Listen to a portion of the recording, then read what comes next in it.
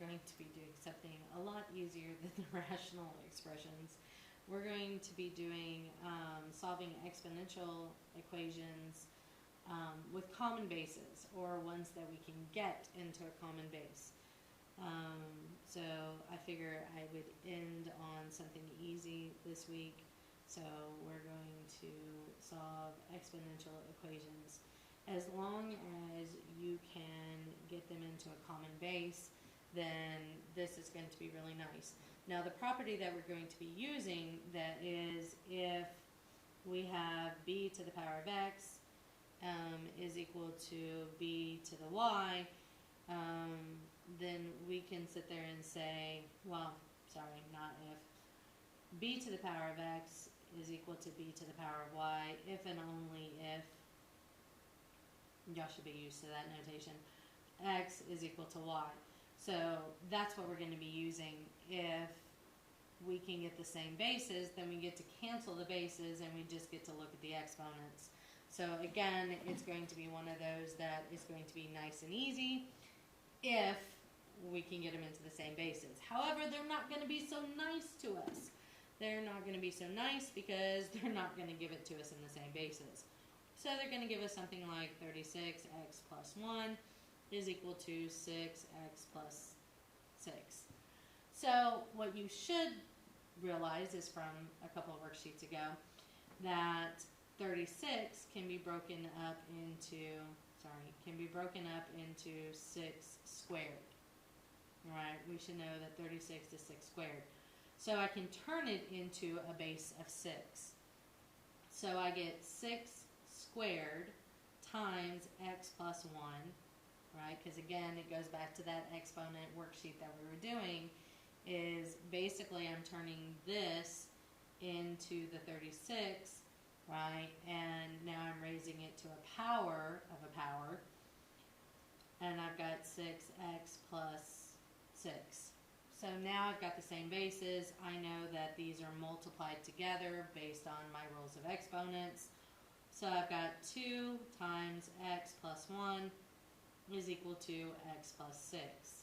So I've got 2x plus 2 is equal to x plus 6. And now it's a linear function. We minus x from both sides. I've got x plus 2 is equal to 6. We minus 2 from both sides. I've got x equals 4. And I'm done. So, relatively easy on that one. So let's try a little bit more difficult. Or not difficult, however we want to look at it. So let's try another example of it. How's that? We got 49x plus 4 is equal to 7, 18 minus x. Again, I can get the 49 into base 7 because that's 7 squared. X plus 4 is equal to 7, 18 minus x. So I can drop the 7's. Again, don't forget to put all of that exponent in parentheses. I've got 2 times x plus 4 is equal to 18 minus x. I've got 2x plus 8 is equal to 18 minus x. So I'm going to add x to both sides. I've got 3x plus 8 is equal to 18. I'm going to minus 8 from both sides, so I've got 3x is equal to 10. Divide both sides by 3, and I've got 10 thirds. And we're good with those. So those are fairly simple. However, I can make them a little bit more complicated, and you should know that from experience that I can always make things more complicated. So I can make them more complicated because I'm going to put fractions in there. So I'm going to get 1/2 c is equal to 64 to the 1/2. And part of the reason why this is more complicated is because I've got a fraction, and we all know we hate fractions. So I'm going to get rid of this fraction. How do I get rid of it? I can flip it, and if I remember my rules of exponents, to flip that, I have to get a negative exponent. So that gives me 2 to the negative 1 to the power of c. Then I've got to get this 64 into base 2, right?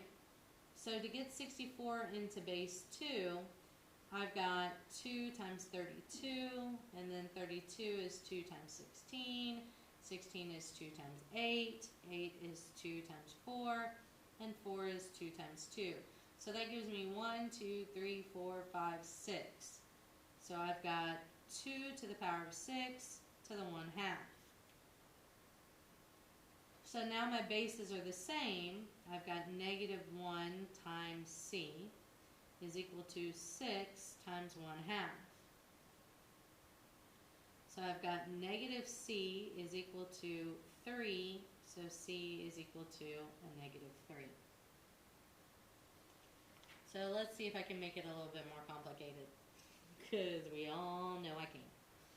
Alright, so what happens if it's a little bit more complicated of a fraction? What if it is 9/16 of 3x minus 2 is equal to, let's say, 4/3 5x plus 4. Now, what you should recognize is a couple of things. One, that the square root of 9 is 3 and the square root of 16 is 4. And so I could get this to be 3 over 4 squared to 3x minus 2. So that would be the first thing.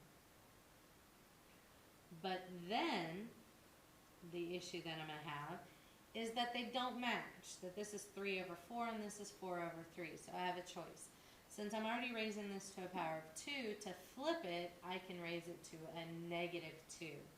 Just like I did here, to flip this one, I raised it to a negative 1.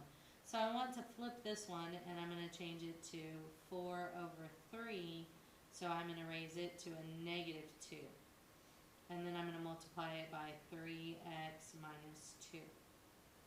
And then now my bases match. And I've got 5x plus 1, or plus 4. So now my bases match. So I've got negative 2 times 3x minus 2 is equal to 5x plus 4. And again, we distribute that negative 2 all the way through. So we've got negative 6x plus 4 is equal to 5x plus 4. So we're going to move all of our x's to one side. I've got negative 11x is equal to, sorry, I jumped ahead, plus 4 is equal to 4. I'm going to minus 4 from both sides, so I've got negative 11x is equal to 0, so x is equal to 0. So the only way that this was going to happen is if I had an x that was equal to 0. And we can always plug back in to check it. So if I had 9 to the 16th to negative 2, then I know that that is going to be the same thing as 4/3 to the power of 4. And of course we can check that. We've got a negative 2, so that's 16 to the 9th to the power of 2. And then this is technically 16 over 9 to the power of 2, so that would work the same way. We could always multiply it out and check. So that would be all I have for this lesson. I was being super nice on this one as far as not going overboard as far as a Friday assignment. Feel free to text me, email me, even over the weekends if you have any questions over these assignments. Again, if you need to, I will be more than happy to have a Zoom meeting with you as a group, as an individual, if you need individualized assistance on any of this stuff. Y'all have a wonderful weekend.